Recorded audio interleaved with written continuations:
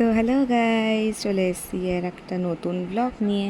তো এরকম আমার পিসি দিদা চলে এসেছি কোথায়, ব্যারাকপুরের ভোলানন্দ ওল্ড এজ হোমে। হ্যাঁ গাইস, এর আগে তোমাদেরকে বারবার করে আমি বলেছিলাম আমার ব্লগের থ্রু দিয়ে যে আমি আমার মা অনেক দিন ধরে শপিং করেই যাচ্ছি। দেখো রাস্তাটা কি সুন্দর না, মনে হবে ডুয়ার্স বা অন্য কোনো স্টেট বা অন্য কোনো কান্ট্রিতে চলে এসেছি। এত সুন্দর রাস্তা, সত্যি বলতে এর আগে এত সুন্দর রাস্তা, ক্লিন রাস্তা আমি কোনো দিনও দেখিনি। হ্যাঁ গাইস, সেটা বলছিলাম, চলে এসেছি বৃদ্ধাশ্রমে। কেন এসেছি? কেননা আমার বাবার স্মৃতির উপলক্ষে আজকে বৃদ্ধাশ্রমে যত দাদু দিদা আছে সবাইকে অনেক জিনিস দান করেছি। এর আগে আমার পুরনো ভিডিওতে দেখেছো যে আমি জামা কিনে, শাড়ি কিনেছি, ধুতি লুঙ্গি থেকে শুরু করে অনেক কিছু কিনেছি। কেন? কারণ এখানে দান করব বলে। সো সব কিছু জিনিস নিয়ে চলে এসেছি এইখানে। এরকম আমার ওয়ালিটা কত হ্যাপি, কী সুন্দর ঘুরছে। জায়গাটা দেখে গাইস মনে হয়েছে যে পৃথিবীর অর্ধেক গাছপালা বোধহয় এখানেই পোতা হয়েছে। কি সুন্দর, একটা ফোঁটা পলিউশন নেই, শোর সারাবা নেই, শান্ত পরিবেশ। হ্যাঁ, এখানে আসার পর আমার অনেক দুঃখও লেগেছে যে কিছু কিছু কুলাঙ্গার ছেলেমেয়েরা তাদের বাবা মাকে এতটাই তাদের উপরে বোঝ, খেয়াল রাখাটা দূরের কথা, কন্ট্যাক্ট পর্যন্ত করে না যে তাদের বাবা মা কেমন আছে এখানে। দেখো ওখানকার ঘর বাড়িগুলো দেখলেও কীরকম লাগে। অ্যাটলিস্ট বন্ধুরা আমি বলবো ঘর বাড়ি ছোটো হোক বা যাই হোক, এরকম দিদাটা দেখে আমাকে হাসছে, কি কিউট না, কত কাঁঠাল হয়েছে কাছে। এই জায়গাতে শান্তি আছে। অ্যাটলিস্ট এই দাদু দিদাগুলো ওই কুলাঙ্গার ছেলেমেয়ের কাছে থাকার থেকে এত শান্ত পরিবেশে থাকা আমি বলবো অনেক বেটার। অ্যাটলিস্ট যারা ছেলেমেয়েরা বাবা মাকে চিন্তা করে না, সো ওইখানে থাকার থেকে এইসব কুড়ে ঘরে থাকাটাই বেস্ট। অ্যাটলিস্ট এখানে সত্যি বলতে খুবই শান্তি রয়েছে। আর এখানকার যে মেন যে ওয়ার্ডেন, ওকে, একটু পরেই তাকে দেখাবো সে কে। সে পর্যন্ত বলছে এখানকার বৃদ্ধ বয়স্ক মানে দাদু দিদারা এখানে ছেড়ে যেতেই চায় না। বলে এখানে থাকার ওদের কোনো কষ্টই হয় না, কারণ এতটাই শান্ত পরিবেশ। অনেক প্রোগ্রাম হয়, অনেক কিছু হয় গাইস, এখানে অনেক কিছু হয়। যাকে গাইস, আমার তো এখানে এসে সত্যি বলতে প্রচণ্ড ভালো লেগেছে গাইস।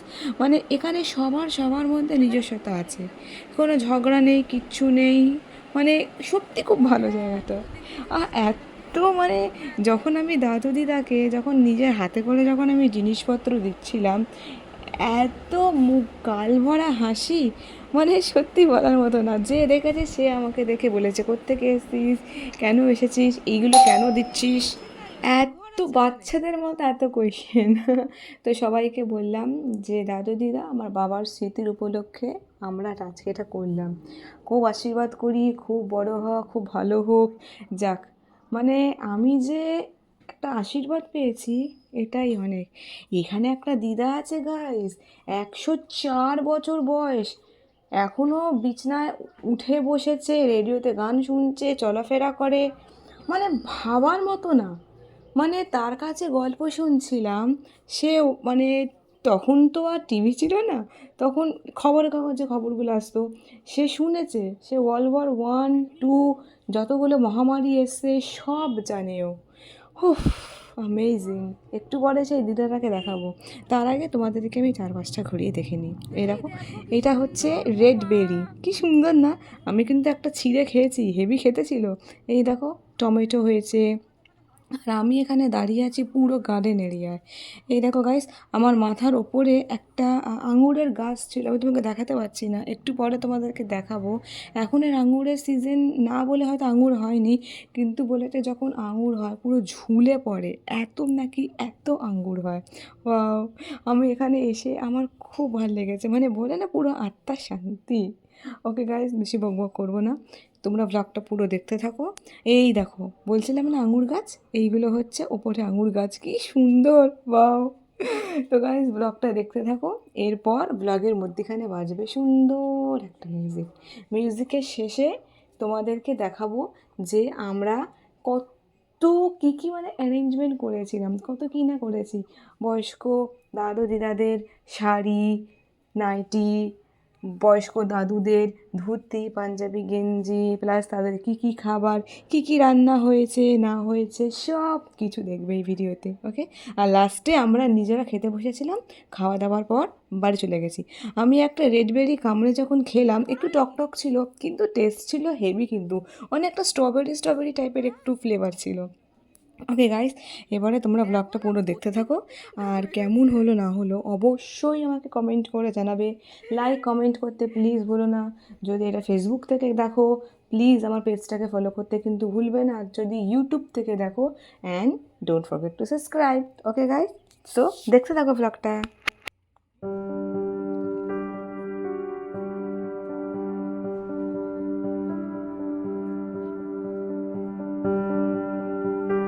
এটা মনে হয় কুমড়ো ফুল মা।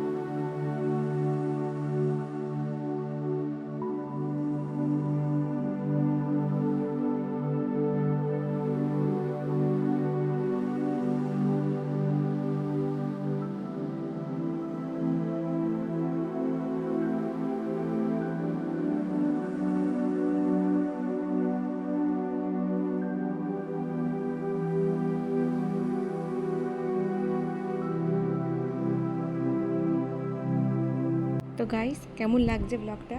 খুব কিউট না? আই উইশ গাইস তোমরা প্রে করো যাতে আমি এই লাইন থেকে যদি আমি পয়সা ইনকাম যদি করতে পারি, আমি আমার যত ফান্ডস আছে আমি প্রত্যেকবার, প্রত্যেক সপ্তাহ, প্রত্যেক মাসে এরকম একটা জায়গা যেতে চাই। আর যত অসহায় মানুষ আছে, যেটা বৃদ্ধাশ্রম হোক বা অনাথ আশ্রম হোক, আমি ওখানে যেতে চাই, গিয়ে আমি প্রত্যেকটা মানুষের হেল্প করতে চাই। আর এইগুলো হচ্ছে আজকে এন্টায়ার দিনের রান্না, আজকে সবাইকে খাওয়াবো। ওফ, আমার তো just I just can't wait কখন এখানকার ওয়ার্ডেন এদের খাবার দেবে আর সেইগুলো আমি ক্যাপচার করব। Not only for view guys, just for memory, আমি এগুলো রাখতে চাই। গাইস প্লিজ ফলো আর সাবস্ক্রাইব করতে ভুলো না যেন। আই উইশ আমার কাছে আরও অনেক পয়সা আসুক যাতে আমি এদেরকে প্রত্যেকবার হেল্প করতে পারি। এদের হাসি, এদের আশীর্বাদ পেয়ে আমি আজকে এত হ্যাপি হয়েছি ওখানে গেলে, সত্যি বলতে না গেলে কিন্তু বড্ড মিস করতাম। তোমাদের কেমন লাগছে ব্লগটা গাইস? অবশ্যই লাইক কমেন্ট করে কিন্তু আমাকে অবশ্যই বলবে। আর যদি কোনো কথা থাকে, always you can reach me out, আমি তোমাদের অলওয়েজ রিপ্লাই দেওয়ার জন্য এখানে বসে রয়েছি। ওকে, আবার বলছি গাইস কেমন লাগলো ব্লগটা আমাকে অবশ্যই বলো। আর এই দেখো এবারে আমরা খেতে বসেছি, কতগুলো খাবার দেখো গাইস, মানে খাবারের টেস্ট গাইস ওফ জাস্ট অসাম অসাম খাবার দাবার। এই দেখো আমার শ্বশুরবাড়ির লোক, আমার বর, আমার মা, আমার ভাই সবাই আছে, একটাই আফসোস আমার বাবাটাই নেই। আজকে আমার বাবা থাকলে গাইস আরও আরও অনেক ভালো হতো। ওকে গাইস আর কথা বলবো না। ওকে আই স্টপ নাও। কেমন লাগলো ব্লগটা আবার বলছে অবশ্যই বলো।